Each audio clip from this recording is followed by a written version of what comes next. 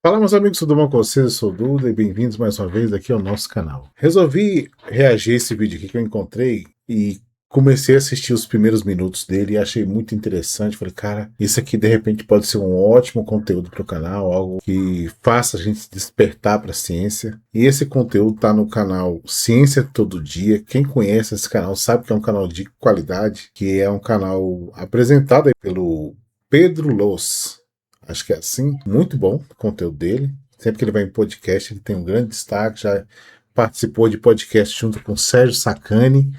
E eu gostei, né? Vamos ver aqui o que a gente pode aprender com esse vídeo. Nesse vídeo aqui, ele vai falar sobre o mito das 10 mil horas. Vocês já sabiam disso? Já conheciam esse mito? Eu não conhecia.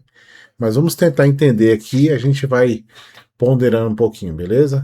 Então, quem estiver acompanhando aí, já deixa algum comentário, já se inscreve no canal e para poder ajudar o canal, beleza?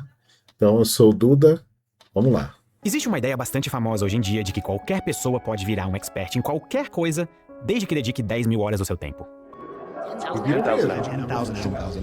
10 mil horas. Então, se eu quiser me tornar um expert em algum instrumento, por exemplo, piano, que eu tô usando pra compor as músicas da minha banda, que inclusive a nossa primeira música já tá no ar e o link tá aqui na descrição, desculpa por fazer isso. Tudo que eu preciso fazer é praticar por 10 mil horas. Então, eu acho melhor eu já ir começando.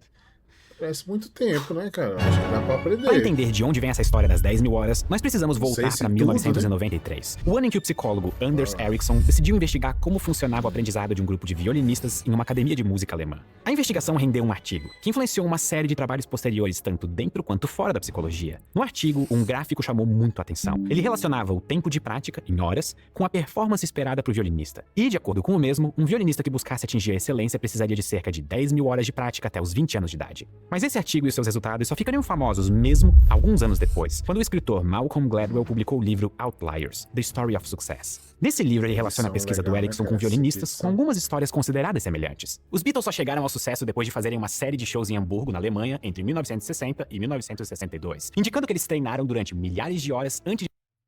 Antes de continuar aqui, como ele tá falando de música, foi justamente o que eu pensei aqui. Ele tá usando o exemplo dos Beatles, né? Bem, a pessoa não sabe nada de música. Não sabe instrumento, não sabe nada. E ela começa a praticar. E ela vai ficando um pouquinho melhor.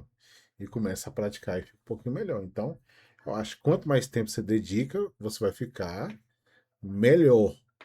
Agora, para se tornar um nível de especialista, que a palavra já é complexa por si só, porque qual o ponto que se define especialista? Né? Uma pessoa que estudou um dia não é. Uma pessoa que estudou 50 anos é um especialista naturalmente?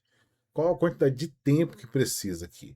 Nesse caso, 10 mil horas parece muito tempo para você se dedicar a um assunto e ficar muito bom. Mas quem praticou 11 mil horas, por exemplo, vai ficar melhor, e, enfim.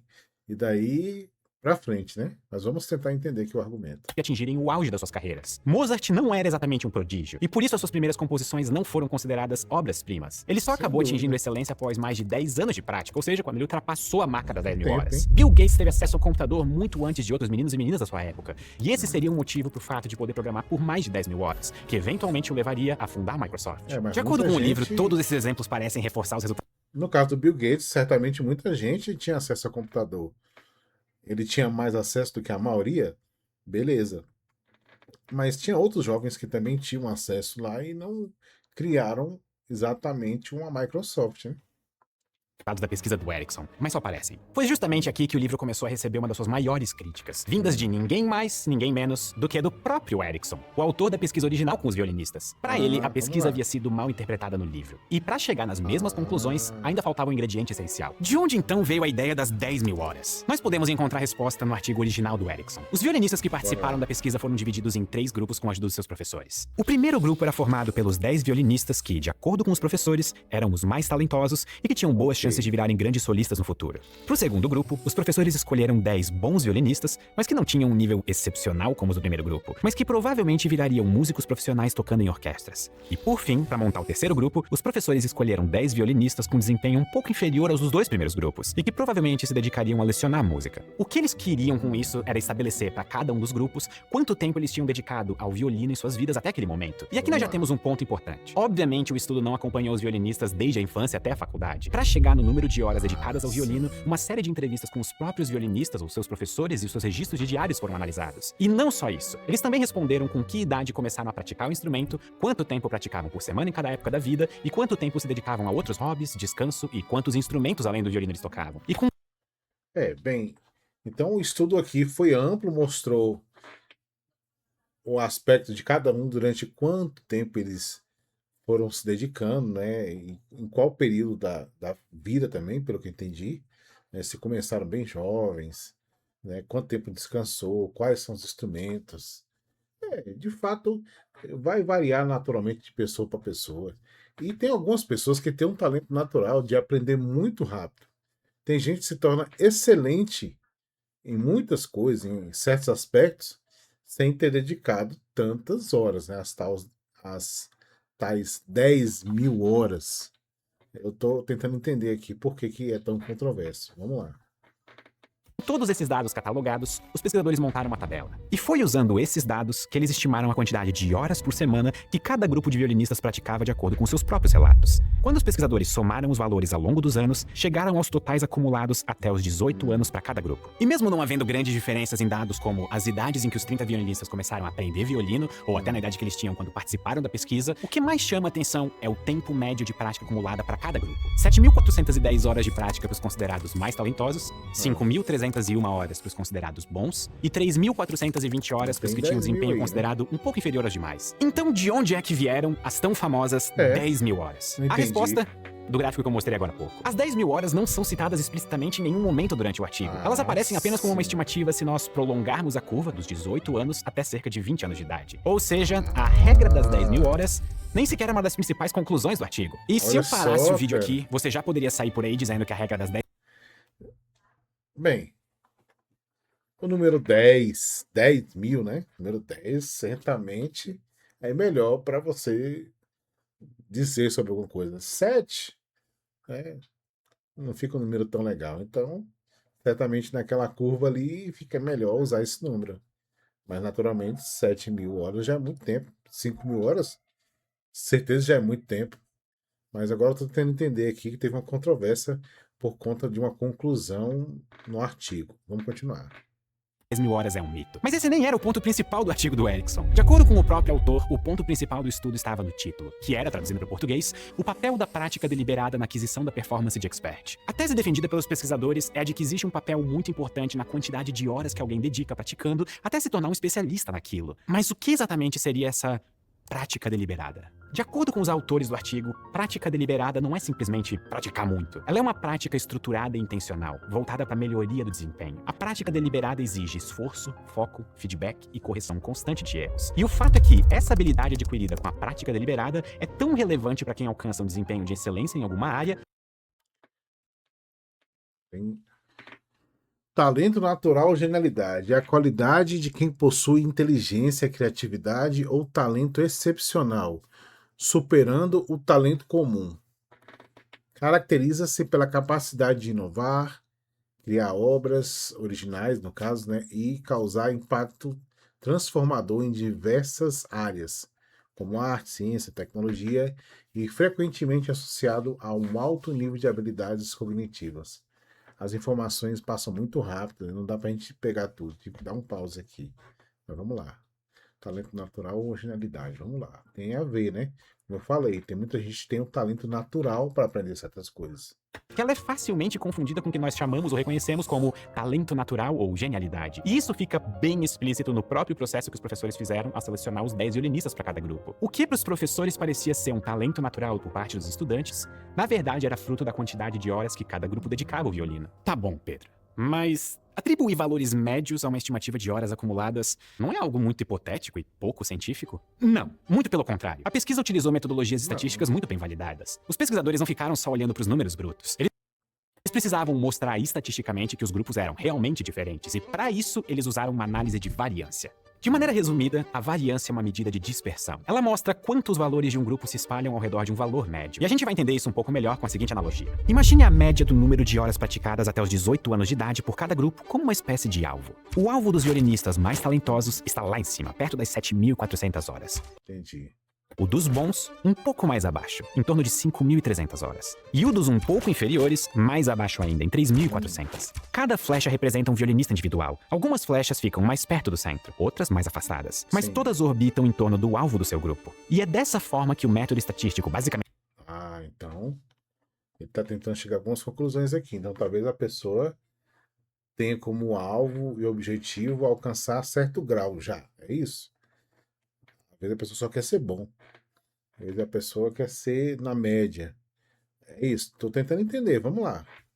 A gente mostra que as flechas de cada grupo estão, em média, mais próximas do seu próprio alvo do que dos alvos dos outros grupos. Ou seja, não é acaso. É a prática deliberada que define onde o alvo está. E o estudo não mostrou só isso. Isso porque havia ainda um quarto grupo de violinistas, formado pelo que o artigo chamou de... Como assim? Tem um quarto grupo. Aí você me confundiu. Tinha 3 grupos, agora 4. Vamos lá. E quanto tempo esse povo dedicou? Violinistas de meia idade. Então vamos lá. Então, aqui já tem muito mais de 10.000 horas, eu acredito, né? Violinistas de meia idade, que já eram considerados profissionais. E adivinha? O alvo deles ficava praticamente no mesmo lugar que o alvo dos violinistas jovens considerados mais talentosos. Em outras palavras, o estudo mostrou que, ao longo da vida, quem acumula horas de prática deliberada continua orbitando em torno do mesmo centro. O grupo dos profissionais de meia idade se aproximava muito mais do grupo 1 do que dos outros grupos. E isso reforça a ideia de que não é... Não. Então, peraí. Então ele achou um ponto ali no centro, né? Que é pessoas que dedicam, que tem sua meta e acabam se dedicando a 7.000 horas ali, mais ou menos é o que ele quer dizer, 7.000 e pouco, né? E pessoas que já são bem experientes, muito mais tempo, têm metas parecidas, apesar de ter mais horas acumuladas, naturalmente, né? acaso, nem talento nato. É a prática deliberada que define onde o alvo está. E quem continua praticando, continua acertando o mesmo alvo. E não foi só com violinistas que esse padrão apareceu. O Erickson e seus colegas também estudaram pianistas usando a mesma metodologia. O resultado foi idêntico. Os pianistas de elite tinham acumulado muito mais horas de prática deliberada do que os pianistas bons ou medianos. E aqui vem o detalhe interessante. Assim como os violinistas de meia idade se aproximavam do alvo dos melhores jovens, os pianistas de elite também orbitavam em torno desse mesmo centro. E isso reforça que nós não estamos falando de um caso isolado ou de um instrumento específico. Seja no violino ou no piano, o que separa os melhores dos bons não é um dom misterioso, e sim o histórico de horas de prática deliberada. A excelência segue o mesmo padrão em diferentes áreas da música e também fora dela. Na introdução e na discussão do artigo, o Erickson faz uma espécie de revisão sistemática de outros trabalhos e dá vários exemplos de coisas que parecem talento ou genética, mas que na verdade são fruto de prática deliberada. No atletismo, por exemplo, estudos envolvendo medidas como a capacidade aeróbica de um atleta, que muitas vezes são vistas como um dom natural, podem ser treinadas e melhoradas com o passar dos anos. Na datilografia, quem começa a ler cedo ou pratica intensivamente, digita muito mais rápido. Não porque nasceu com aptidão para isso, mas porque acumulou prática. No xadrez e na natação, o mesmo padrão aparece. O que parece talento nato é, na verdade, resultado de milhares de horas de treino específico. Bem, certamente, cientificamente, isso tem a ver. Mas existem algumas pessoas, não sei explicar cientificamente, que tem mais talento para algumas pessoas, né? Eu tiro pelo meu irmão, por exemplo. Né? Meu irmão, ele é muito bom em jogos videogame, né? Futebol. Mas ele também era bom no futebol normal, né? Jogando. Ele sempre foi muito talentoso. Independente da quantidade de horas. Tinha pessoas que jogavam muito mais tempo. E ele era bom naturalmente. Então, existe alguns detalhes aqui. Não sei se ele vai chegar nesse ponto. Né? Tem pessoas que têm um dom natural, por exemplo, para fazer uma boa caligrafia. Ela teve que se dedicar e aprender alguma coisa. Mas tem pessoas que a vida inteira ela vai escrever feio. Claro, se fizer algumas horas de treinamento, vai melhorar um pouco, né? Desenho, mesma coisa. Tem gente que tem uma facilidade para fazer desenho, ele vai praticando e ficando melhor. Tem pessoas que simplesmente é uma negação no começo. Pode ser que fique bom, um grande profissional, com muito tempo de treinamento, mas tem pessoas que precisam de menos tempo de treinamento para algumas habilidades, naturalmente, né?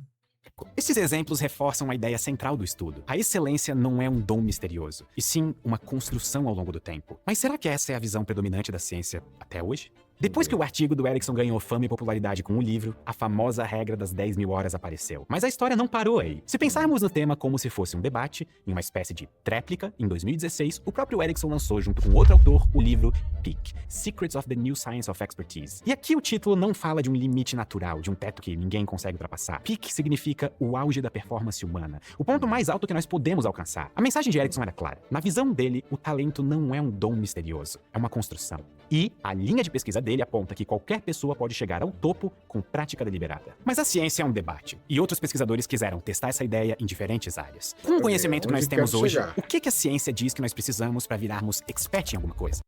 Pronto, é onde que eu quero chegar. Porque tem pessoas que são boas mesmo, gente. Tem pessoas que são muito boas. Então elas vão ter facilidade. Pô, o Ayrton Senna. Foi a quantidade de horas que tornou ele excelente? Certamente outros pilotos treinavam tanto quanto ele ou até mais. Mas existia um pequeno detalhe. Né? Pelé, outros grandes jogadores aí, foram a quantidade de horas que treinou ou tinha um talento natural, algo diferente, né? Que vai fazer com que ele seja melhor do que os outros. Vamos tentar entender aqui esse ponto. Talvez ele vai tocar nesse ponto aqui. Vamos lá. Em 2014, uma meta-análise tentou avaliar isso. Uma meta-análise é basicamente uma reunião de muitos estudos diferentes para ver o que os dados mostram no conjunto. Nesse caso, eles analisaram 88 estudos com milhares de participantes em áreas como música, esportes, xadrez, educação e diversas profissões. E a pergunta era simples: quanto do desempenho de uma pessoa pode ser explicado pela prática deliberada? A conclusão após a análise dos 88 estudos foi a de que sim, a prática deliberada é importante, mas ela não explica tudo. No xadrez, ela só explica 26% da diferença nos desempenhos. Na música, 21%. Nos esportes, 18%. Pouco, Na educação, 4% e menos de 1% no mundo profissional. Pronto, é onde eu quero dizer. Exatamente o que eu estava falando. Olha, pontuações 26, 21, tudo bem. Prática deliberada vai fazer a pessoa ficar melhor, naturalmente. Mas tem um detalhezinho aí, gente. Vamos tentar entender. Ou seja, em todos esses casos, a maior parte da diferença de desempenho entre quem é considerado expert vem de outros fatores. O estudo mostrou que as habilidades cognitivas como memória de trabalho, velocidade de processamento e raciocínio são muito importantes, especialmente em áreas como música e xadrez. Fatores biológicos como a coordenação motora, a velocidade de reação, a altura e a estrutura corporal ganham importância em determinados esportes, facilitando ou limitando o desempenho em alguns casos. E o ambiente e as oportunidades também foram considerados fatores essenciais. Ter acesso a bons professores, treinadores e uma equipe multidisciplinar, como nos esportes, ajuda muito. Ter o apoio familiar desde a infância, sobretudo dos pais, já é meio caminho andado. A disponibilidade de tempo para os treinos também é relevante. E muito associado a isso, ter recursos financeiros para seguir na carreira é fundamental. Muitos prodígios nem sequer têm a oportunidade de aparecerem sem apoio familiar, tempo ou dinheiro. Ou seja, treinar muito importa, mas não explica tudo. Ter a motivação adequada, com objetivos claros, com a ajuda de professores, pais ou até de apoiadores conta muito. Persistir, repetir as atividades e treinar os pontos fracos muitas vezes só é possível se você tem apoio. E esses acabam sendo grandes diferenciais entre quem nós reconhecemos como experts e outras pessoas. O que por fim nos leva de volta à pergunta que motivou esse vídeo. A regra das 10 mil horas é mito ou verdade? A quantidade... É mito ou verdade? Agora ficou confuso. É mito ou verdade? Porque começou falando 10 mil, depois 7 mil horas, mostrando aqueles alvos ali. Eu pensei que estava indo nessa linha de raciocínio, mas agora parece que ele está chegando à conclusão que existe algo mais. Vamos lá. De hora que nós precisamos nos dedicar a uma tarefa, com certeza é mais do que zero. Mas colocar um valor fixo como 10 mil horas não é verdade. Algumas pessoas alcançam o sucesso antes e outras depois. Exatamente, claro. É meu irmão. Ele alcançou desde cedo, pequenininho, olha, com 7 anos ele jogava bola com adultos. E eu tinha medo de jogar bola com adultos, porque com medo de me machucar, né? Um chute muito forte, ele não tava nem aí.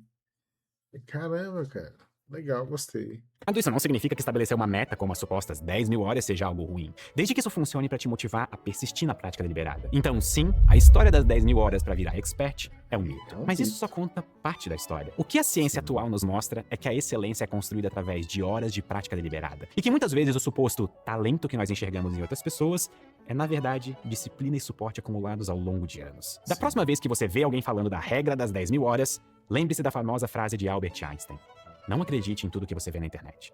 Muito obrigado e até a próxima. Muito bom, exatamente. Não acredite em tudo que você vê na internet. Cara, legal, legal. Gostei, muito bom mesmo o vídeo. Parabéns. É o vídeo O Mito das 10.000 Horas do canal Ciência Todo Dia do Pedro Luz. Vão lá. Quem ainda não conhece o canal, não é inscrito, vai lá, se inscreve no nosso canal também. Obrigado, pessoal, por quem acompanhou. Deixa aí embaixo seus comentários se vocês concordam, discordam. Eu gostei muito do vídeo. Façam recomendações aí de outros vídeos para a gente poder reagir, beleza? Eu sou o Duda, valeu e até a próxima.